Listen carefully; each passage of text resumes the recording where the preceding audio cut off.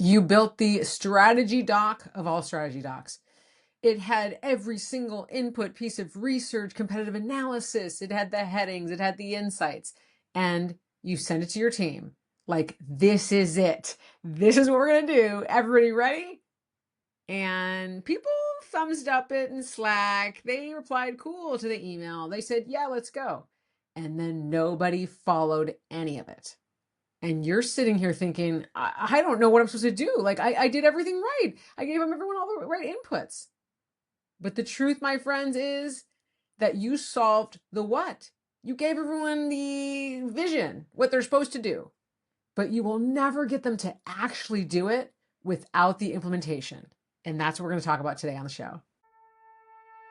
Welcome to Managing Made Simple, a real talk podcast about the ins and outs of leading a team. I'm Lia Garvin, your host, and bring a decade of experience driving team operations in places like Google, Apple, and Microsoft on a mission to make leading your team easier. From delegating to feedback to one-on-ones and more, each week is a mini masterclass on making leading your team easier. Whether you're managing one person or 100, everyone is welcome to hang out on Managing Made Simple. The implementation, for a lot of people, is not the exciting stuff, I'll be honest.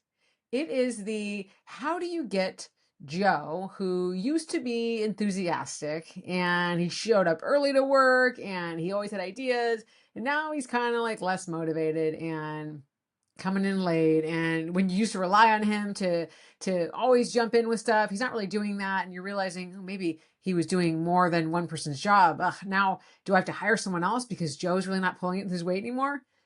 Fixing that is implementation. Or maybe you have Amanda, who, again, another really high performer, but she misses little details. And it's starting to cause a lot of issues because you're having to reread everything, and she's super enthusiastic. She loves the company. She loves what she's doing. And so you don't really feel like you want to give her feedback and kind of crush her spirit, but you're spending a lot of time double checking everything. That is solved through implementation.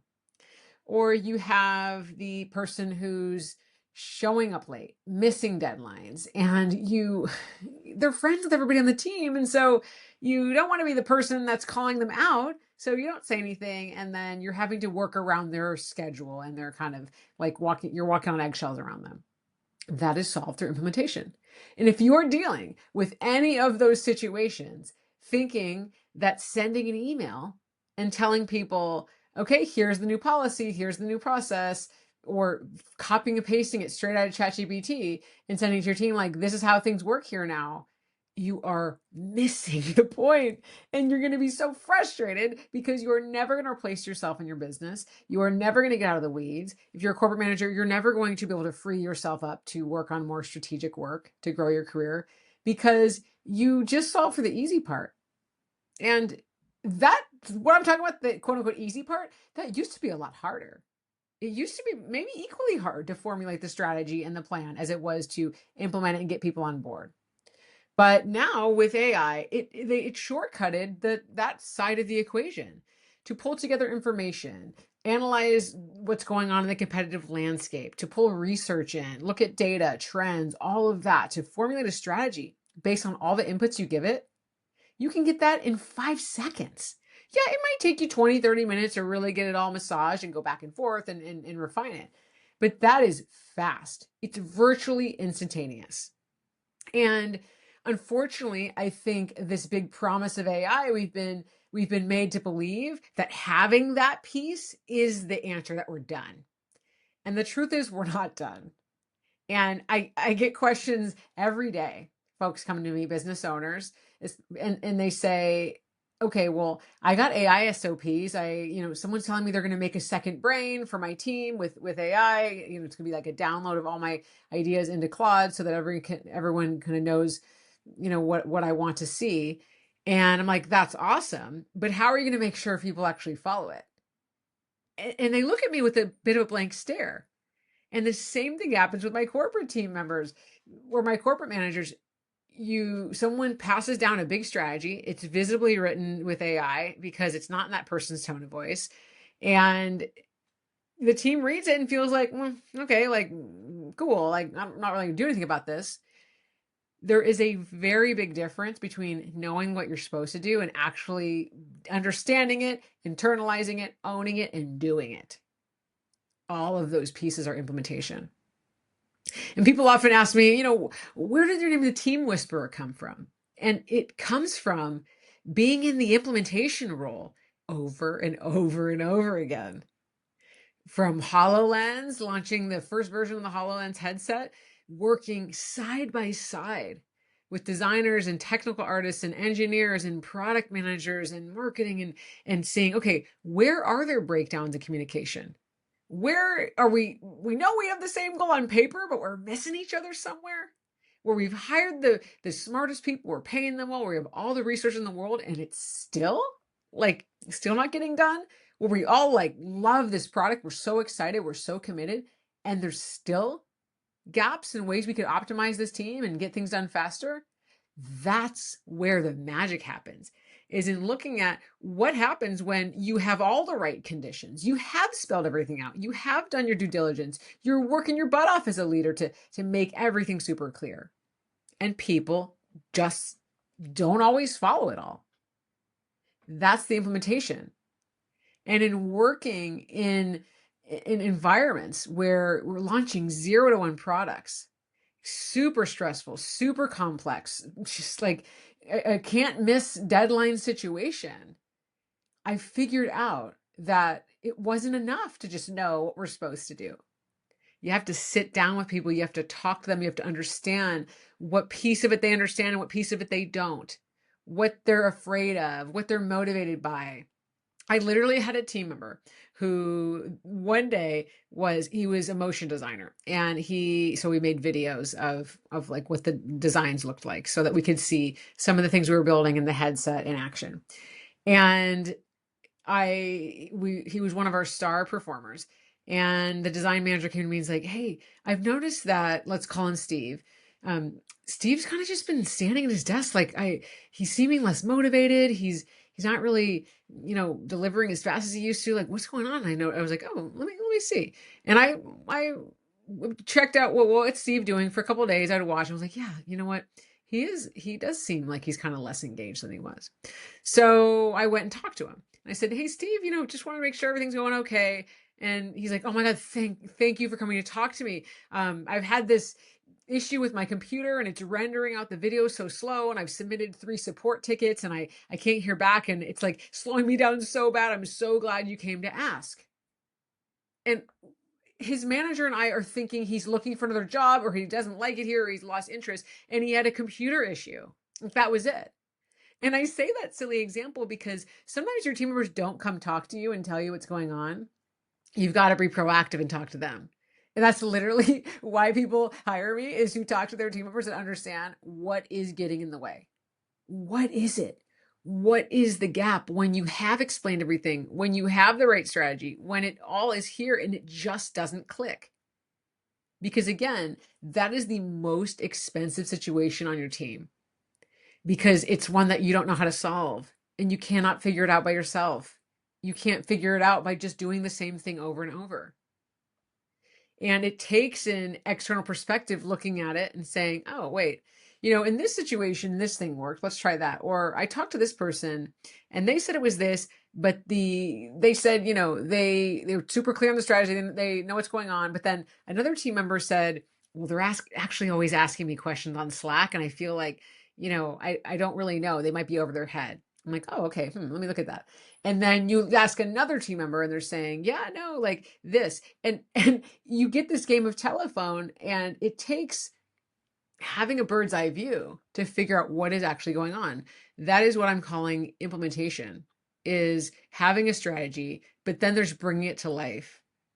There's showing people what's in it for them. There's explaining to people how their job matters to the bigger picture and what the individual tasks that they're doing mean, so that they go, oh, I'm only supposed to do this task list. I had these 3 things on my list to do, but this 4th one would actually be really helpful to make this better. I'm going to do that.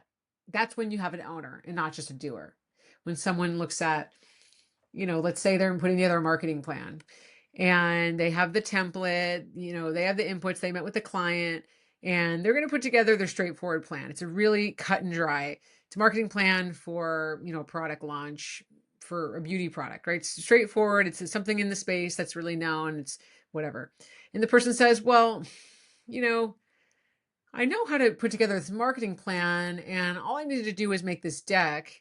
But I think I'm going to do a little bit more research on what else is coming out right now in the market. And then they notice, oh, there's a big uptick in like teens going to Sephora, and they start researching that, and they're like, oh, wait a second, they're talking about this product, but I think there's this opportunity over here. And that team member starts doing more because they're interested and they feel like, oh, there's more that I could add here. That sense of ownership, that is where you start to scale. That's where you start to get someone that's really bringing that ROI on who you've hired, right? Because they're doing more than just what you have personally spelled out, because you can only spell out what you know, or your managers can only spell out what they know.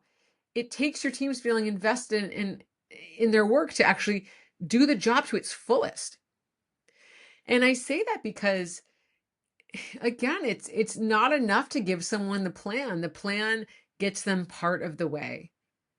But the bringing the plan to life, showing them how to add to that plan, do more, showing you why, not just, oh, your meetings are running long because you have, too many people in the meeting that need to talk. It's like, wait a second, you have this agenda that doesn't allow for space here, or you're asking for a decision, but nobody was able to weigh in. It actually, again, takes stepping back and seeing, why are things that seem easy, why are those things breaking down?